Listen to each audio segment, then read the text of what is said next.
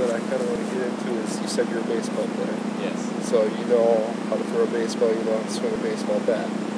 And that's really going to be key in this lesson, because we're going to kind of relate the two, baseball and golf. So when you make a swing with a baseball bat, to be honest, it's really pretty much the same thing as a golf. All right, so you're transferring your weight, you're swinging your arms across your body just like this.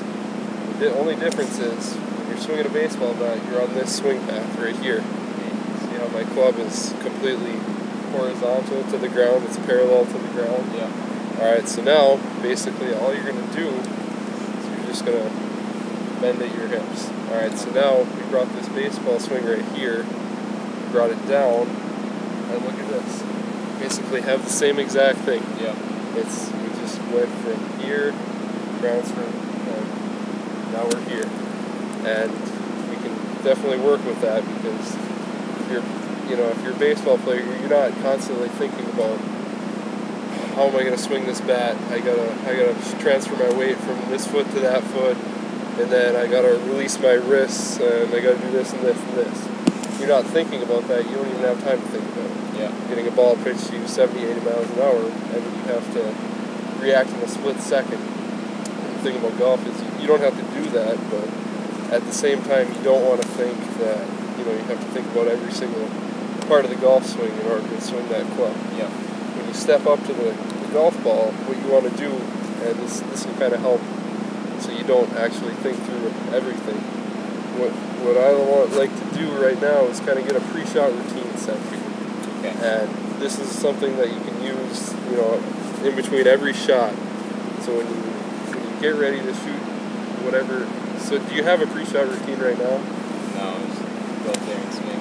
Alright, so, and it's really hard to become, consistent if you don't have a pre-shot routine. If you look at any PGA Tour player, they all have pre-shot routines. Some of them, they take a step back like this, they look at their ball, take a couple practice swings like this, back behind the ball, and step into it, and whatever, feels the most comfortable for you, whatever process you're going to be able to repeat, that's what I want you to, that's the pre-shot routine I want you to do. So just go ahead and pick something. I mean, just tell me something right now and we'll work with that.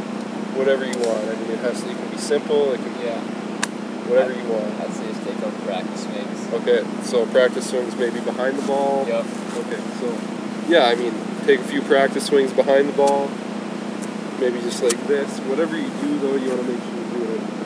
Okay. So if you decide, okay, I'm going to take 2 practice swings like this behind the ball, not full practice swings, but then I'm going to thumb stand behind the ball, get my target all lined up, and then step into the shot. Alright, so now that we have that all set, you're going to do that every time. In between every shot, it's going to take a little willpower to actually do that in between every shot. Yeah.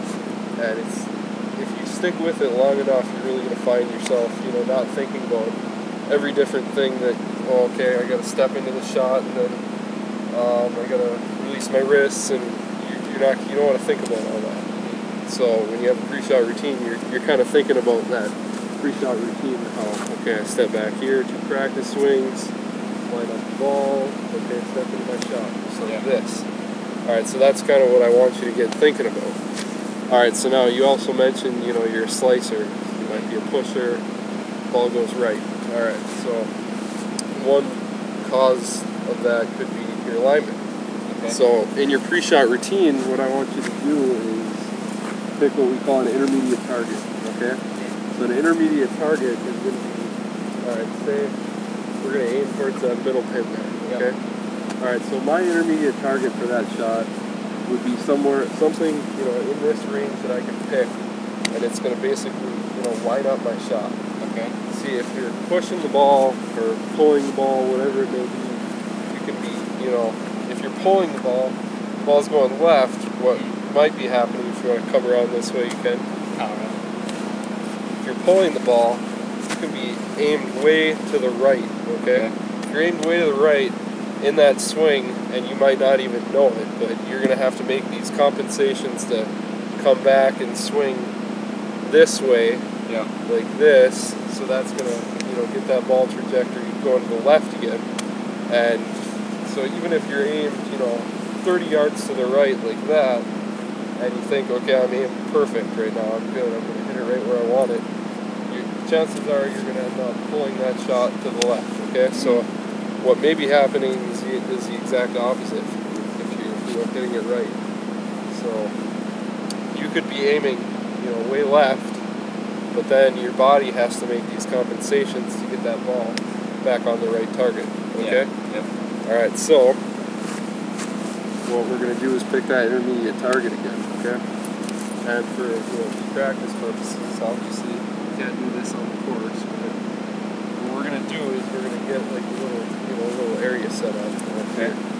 Alright, so first thing I'm going to do is, actually I'm going to grab a few clubs here. I'm going to put a few clubs on the ground just to get lined up with that middle pin, okay?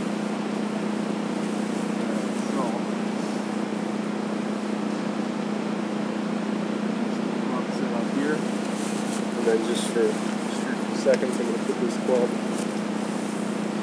right in the middle here, from the ball to the target, just like this. Okay. I don't know if anyone's ever done this. It's a good way to get the ball set up.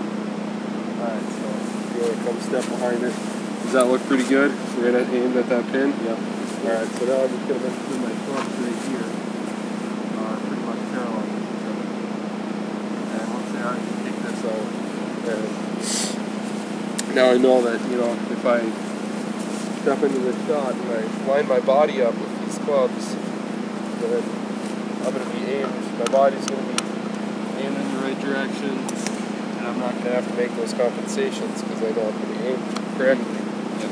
Alright, so now, and whenever you're on the range, I really suggest doing this for a while. Okay. Just, setting up your clubs. If you have alignment sticks or anything like that, you can do that as well. But after you set up these clubs, balls in the middle, alright, I'm going to pick that intermediate target, like I just talked about. So I'm going to put a quarter down on the ground. Okay.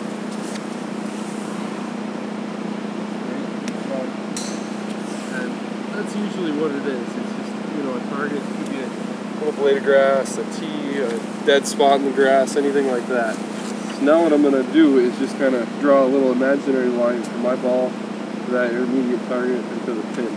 Okay? So now I know that, when I step into the shot, boom, I line my club up with the ball, corner, and with that. And after you set that club up, what you want to make sure you don't do is manipulate the club in any way like this. Okay. Because if you do that, you're going to have to adjust again. You want the full bottom of the club to be on the ground. And if you're set up like this, obviously that looks a little funny, like a little bit too far away from the ball. So after you set this club up, align it with your intermediate target, set your hands up, and then set your body up from there. And now you're aligned perfectly for that shot. Yeah. And it's going to feel weird at first if you really push the ball to the right. It's going to feel like you're aimed really wrong direction, and it's going to feel very unnatural at first, but you just kind of got to stick with it for a while and you get the hang of it.